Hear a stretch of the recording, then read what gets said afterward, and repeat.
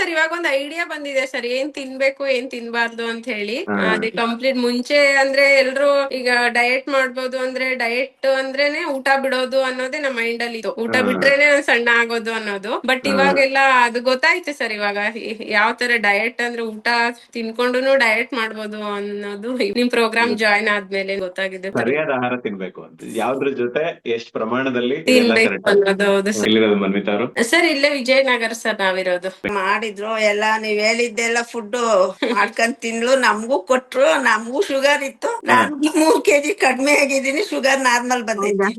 ಹೌದಾ, ಸೂಪರ್. ನಂಗೂ ಪರವಾಗಿಲ್ಲ, ಇವಾಗ ನಾರ್ಮಲ್ ಅನ್ಸ್ತು ಶುಗರ್. ಮತ್ತೆ ಬಾಡಿ ಎಲ್ಲ ಒಂದ್ ಸ್ವಲ್ಪ ಆಯಾಸ ಇರೋದು ಫಸ್ಟ್, ಇವಾಗ ಒಂದ್ ಸ್ವಲ್ಪ ಆಕ್ಟಿವ್ ಆಗಿದ್ದೀನಿ. ಓ ಸೂಪರ್. ಮತ್ತೆ ಹಂಗೆ ಕಂಟಿನ್ಯೂ ಮಾಡಿ. ಅದೇ ಕಂಟಿನ್ಯೂ ಮಾಡ್ತೀವಿ ಸರ್. ಫೀಡಿಂಗ್ ಮದರ್ ಅಲ್ವಾ, ಅದಕ್ಕೋಸ್ಕರ ಅವ್ರಿಗೇನು ತುಂಬಾ ಕಡಿಮೆ ತಿನ್ನತ್ರ ಎಲ್ಲ ಏನ್ ಕೊಟ್ಟಿಲ್ಲ. ಹೌದು ಸರ್, ಎಲ್ಲ ಚೆನ್ನಾಗ್ ಕೊಟ್ಟಿದ್ದಾರೆ ಮ್ಯಾಮ್. ನಾನು ಅದೇ ತುಂಬಾ ತಿನ್ಕೊಂಡೆ ಸಣ್ಣ ಆಗಿದ್ದು.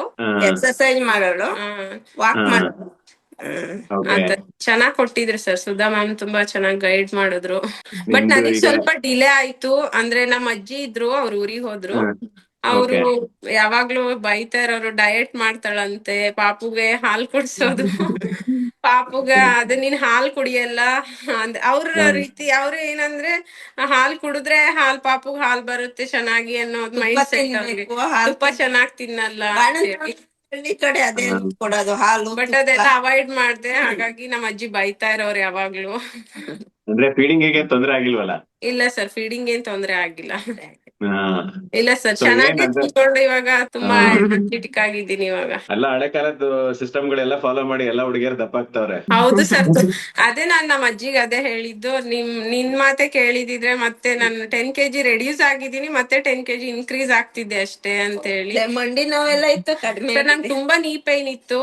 ನನ್ ಕೆಳಗ್ ಪಾಪು ಎತ್ಕೊಂಡ್ ಕೆಳಗ್ ಕೂರಕ್ಕೂ ಸಹ ನನ್ ಕೈಲಿ ಆಗ್ತಿರ್ಲಿಲ್ಲ. ನಾನು ಹತ್ಕೊಂಡ್ ಕೂರ್ತಾ ಇದ್ದೆ. ಅವಾಗೆಲ್ಲ ಹಾಸ್ಪಿಟಲ್ ತೋರ್ಸು ಅಂತೆಲ್ಲ ಹೇಳೋರು. ಇಲ್ಲ, ನಾನು ಡಯಟ್ ಸ್ಟಾರ್ಟ್ ಮಾಡಾದ್ಮೇಲೆ ನಾನು ಕಂಪ್ಲೀಟ್ ಆಗಿ ಇವಾಗ ಕೆಳಗ್ ಕೂರ್ತೀನಿ, ತುಂಬಾ ಆಕ್ಟಿವ್ ಆಗಿದ್ದೀನಿ, ಎಲ್ಲ ಕಂಪ್ಲೀಟ್ ಆಗಿ ಹುಷಾರಾಯ್ತು ಸರ್ ನಂಗೆ ನೀ ಪೈನ್. ಜರ್ನಿ ಸ್ಟಾರ್ಟ್ ಮಾಡಿದಾಗ ಎಷ್ಟಿತ್ತು ವೆಯ್ಟ್? ಸರ್ ನಾನ್ ಸ್ಟಾರ್ಟ್ ಮಾಡಿದಾಗ 76 ಇತ್ತು ಸರ್. ಇವಾಗ ಎಷ್ಟಿದೆ? ಈಗ 66. ಹೌದಾ, ಓಕೆ. ಅಂದ್ರೆ ಡೆಲಿವರಿ ಟೈಮ್ ತನಕ ಎಷ್ಟು ರೀಚ್ ಆಗಿದ್ರಿ? ಡೆಲಿವರಿ ಟೈಮ್ ಅಲ್ಲಿ 86 ಇದೆ ಸರ್. ಡೆಲಿವರಿ ದಿನ 20 kg ಇನ್ಕ್ರೀಸ್ ಆಗಿದ್ದೆ ನಾನು ಪ್ರೆಗ್ನೆನ್ಸಿ. ಮಗುಗೆ ಎಷ್ಟು ಮಂತ್ ಆದ್ಮೇಲೆ ಜಾಯ್ನ್ ಆದ್ರಿ? ಮಗು 4 ಸ್ಟಾರ್ಟ್ ಆಗಿತ್ತು ಸರ್. 4 ಮಂತ್ ಸ್ಟಾರ್ಟ್ ಆಗಿತ್ತು. ಇವಾಗ 8 ಮಂತ್ ಸ್ಟಾರ್ಟ್ ಆಗಿದೆ ಅವನಿಗೆ. ಅಂದ್ರೆ ತುಂಬಾ ಜನ ಬೇಗ ಮಾಡಲ್ವಲ್ಲ, ನೀವ್ ಹೆಂಗ್ ಸ್ಟಾರ್ಟ್ ಮಾಡಿದ್ರಿ? ಹೆಂಗೆ ಧೈರ್ಯ ಬಂತು? ನೋಡಿ ಬೇರೆಯವ್ರ ಜರ್ನಿ ನೋಡಿದ್ರಿ ಅನ್ಸತ್ತಲ್ವಾ? ಹೌದು ಸರ್, ನೋಡ್ದೆ. ಇನ್ಸ್ಟಾದಲ್ಲೆಲ್ಲ ನೋಡ್ತಾ ಇದ್ದೆ. ಇಲ್ಲ ನಾನ್ ಜಾಯ್ನ್ ಆಗ್ಲೇಬೇಕು ಅಂತ. ಫ್ರೆಂಡ್ ಅವರು ಸಪೋರ್ಟ್ ಮಾಡಿದ್ರು, ಸರಿ ನೀನ್ ಜಾಯ್ನ್ ಆಗ ಅಂತ ಹೇಳಿ. ಅವ್ರನ್ನ ಸಪೋರ್ಟ್ ಮಾಡಿದ್ರು. ಊರಲ್ಲಿ ಇದ್ದಾಗ ಅಮ್ಮ ಅಲ್ಲಿ 1 ಮಂತ್ ಅಲ್ಲಿ ಮಾಡ್ದೆ ಊರಲ್ಲಿ. ಅಮ್ಮನ ಸಪೋರ್ಟ್ ಮಾಡಿದ್ರು. ಮತ್ತೆ ಅಮ್ಮನೇ ಎಲ್ಲಾ ಮಾಡ್ಕೊಡ್ತಾ ಇದ್ದಿದ್ ನನ್ಗೆ. ಡಯಟ್ ಫುಡ್ ಅಮ್ಮನೇ ಪ್ರಿಪೇರ್ ಮಾಡ್ಕೊಡೋರು. ಇಲ್ಲಿ ಬಂದ್ಮೇಲೆ ಇಲ್ಲಿ ನಾನ್ ಮಾಡ್ಕೊಂಡು ಅದೇ ನಮ್ಮ ಮಮ್ಮಿಗೂ ಕೊಟ್ಟಿ. ಅವ್ರುನು 3 kg ರೆಡ್ಯೂಸ್ ಆಗಿದ್ದಾರೆ. ಮತ್ತೆ ಶುಗರ್ ಎಲ್ಲ ಕಂಟ್ರೋಲ್ ಆಗಿದೆ ಸರ್ ಇವಾಗ ಅವ್ರಿಗೂನು. ಇನ್ನೇನ್ ಗುರಿ ಇದೆ ನಿಮ್ದು?